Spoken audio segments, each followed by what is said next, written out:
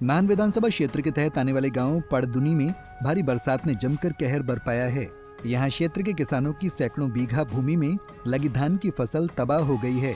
फसल समेत खेत खलियान के भारी बरसात से नदी नालों में आए पानी ने नामो निशान मिटा दिया है। किसानों को अब चिंता सता रही है कि वो खेती कैसे करेंगे।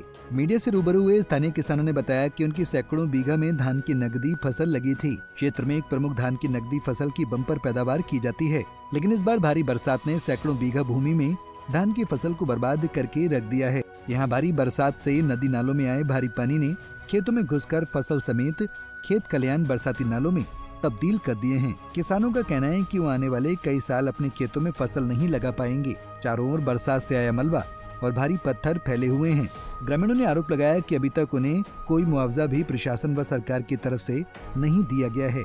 केवल मात्र औपचारिकता ही पूरी की जा रही है, जिससे स्थानीय ग्रामीणों में आक्रोश पनप रहा है। हमारा बहुत ज्यादा नुकसान हुआ है, फसल पूरी तबाह हो गई है।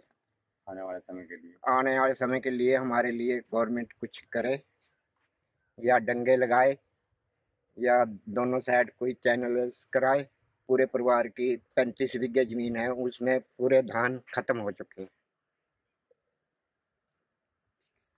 और यहाँ कुछ एरिया ऐसा है जिनको आने जाने की बड़ी दिक्कत है। बुजुर्ग हैं, माताएं हैं, कुछ लेडीज प्रेग्नेंट हैं, उनको ले जाने के लिए बड़ी दिक्कत है। ना तो यहाँ पे कोई सुविधा गाड़ी की है, यहाँ तक कि पुल की भी नहीं है। रास्ता के नाम का तो नाम निशान नहीं है। कितनी सरकारें आई और कितनी और चल रही हैं अभी भी, मगर किसी ने भी इस एरिया की कोई सुध नहीं ली। झूठे वादे करके चले जाते हैं कि इस साल करेंगे, हमारी सरकार आने दो, ये करेंगे, जब हमारी सरकार आएगी तब करेंगे। सब एक झूठे सोचे हैं उनके, अभी तक उन्होंने कुछ नहीं किया सर। और अभी भी कुछ प्रशासन के लोग आए, वो रोड से घूम के चले गए, मगर किसी ने घर जाके ये नहीं देखा कि कुछ लोग यहाँ उससे भी ज़्यादा दुखिया हैं।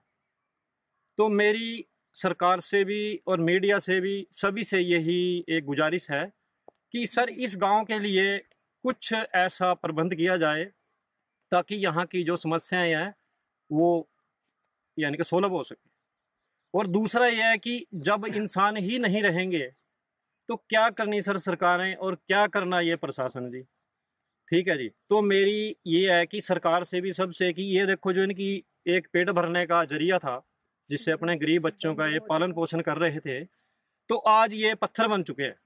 यहाँ पे पत्थर बन चुके, खाला बन चुका है। सिर्फ रहने के लिए कमरा बचे हैं, वो भी अगर ऐसी सी आपदा और आ गई वो भी खत्म हो जाएंगे आने वाले टाइम में।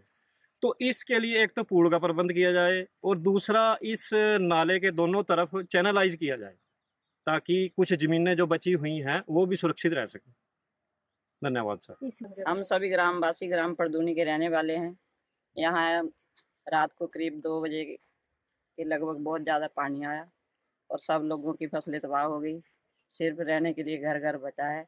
सभी के धानों की फसल थी, सब बर्बाद हो गई। और हम चाहते हैं कि हमारे लिए कोई सरकार करे, कोई डंगा लगाए यहाँ पर, और कोई मुआवजा दे सकते हैं तो भी दिलवाओ आप हमारे को। सर जैसा कि आप देख पा रहे हैं जो विपदा आई थी यहाँ पे, इस तरफ सर आप इस तरफ को एक बार घुमा के देखिए। यहाँ पे सर हमारी बासमती चावल जो है उसकी खेती थी और यहाँ पे सिर्फ पत्थर ही पत्थर है।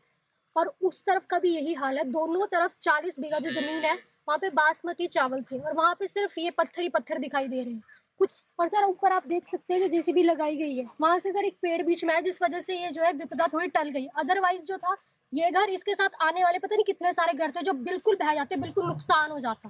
सर आप रोड की हालत देख लीजिए, खेतों की हालत देख लीजिए। देखो जी हमारा ये इतना फसल का पूरा 40 बीघे का नुकसान हो चुका है।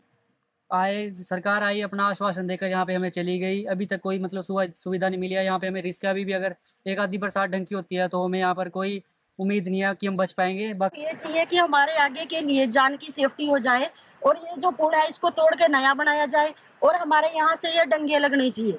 हमारे को और कुछ नहीं चाहिए सरकार से, हमारे को जान की चाहिए। बाकी जमीन का हमारे को कोई दिक्कत नहीं है, हम खुद कमा के खा लेंगे और कुछ नहीं चाहिए। बस इतना कर दे कि हमारे को आगे ये पानी आएगा तो हमारे को ऐसा ना हो कि हमारे घर के लिए सीधा हो जाएंगे। मौके पर पहुंचे समाजसेवी ने बताया कि क्षेत्र के किसानों की नकदी फसलों समेत रिहायशी मकान, खेत खलियान तबाह हो गए हैं।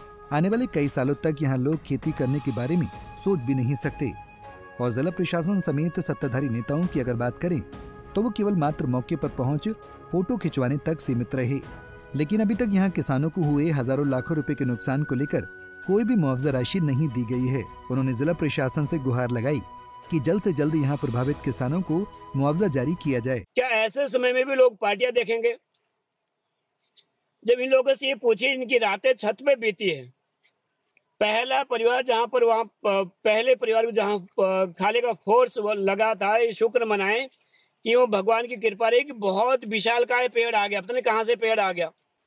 और जैसे ऐसे बाहों में जैसे पूरा घर वो बिल्कुल उसकी शाखाएं आगे लगे और जड़ पीछे की तरफ रहेगी, खाने की तरफ। वहां से 2 भागों में पानी बढ़ गया। ये अगर वो नहीं होता तो यहाँ पर पूरे 6 किलोमीटर का नामो निशान मिट जाता, कुछ यहाँ बचता नहीं वापस। अधिकारियों से निवेदन आता, नेताओं से निवेदन आता, उन्हें जाना चाहिए था, वास्तु स्थिति देखनी चाहिए थी। रिपोर्ट तो तब लिखेंगे ना जब देखेंगे, जब जाएंगे तो क्या होगा। लोगों से भी मैं ये निवेदन करना चाहूँगा, जो स्थायी लोग हैं, राजनीति कर लेना बाद में, बहुत शानदार राजनीति कर तो कर लेना, उससे हमें फर्क नहीं पड़ता, पर ऐसे आपदा के समय में तो सबको खड़ा होना चाहिए। सबके साथ मुसीबत किसी के साथ भी आ सकती है, किसी के ऊपर भी मुसीबत।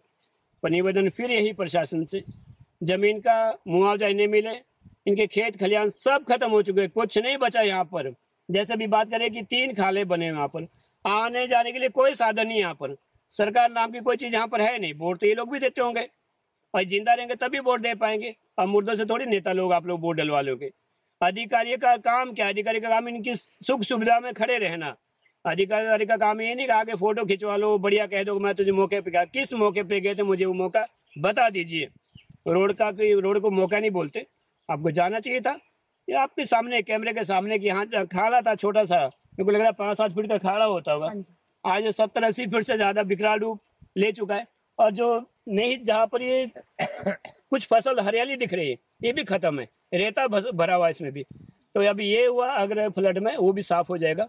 तो मुझे तो सरकार से निवेदन करना था कि इन लोगों को यहाँ से कहीं और जगह विस्थापित कर देते जब तक मौसम ठीक नहीं होता।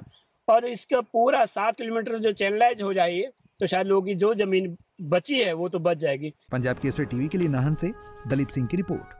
हमसे जुड़े रहने के लिए हमारे YouTube चैनल को सब्सक्राइब करें और नई वीडियो की नोटिफिकेशन के लिए बेल आइकॉन को दबाएं।